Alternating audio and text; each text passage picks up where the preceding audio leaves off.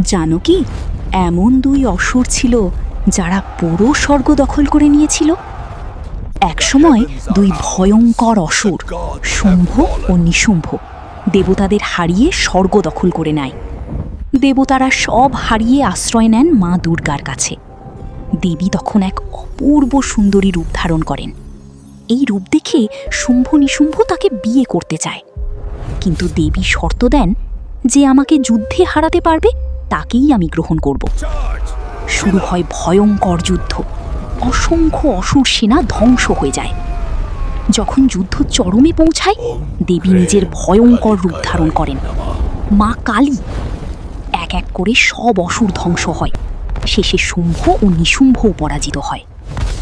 এইভাবেই দেবী প্রমাণ করলেন, অহংকার যত বড়ই হোক, দেবীর শক্তির সামনে তা টিকতে পারে না। ভিডিও যদি ভালো লাগে তাহলে লাইক ও সাবস্ক্রাইব করো।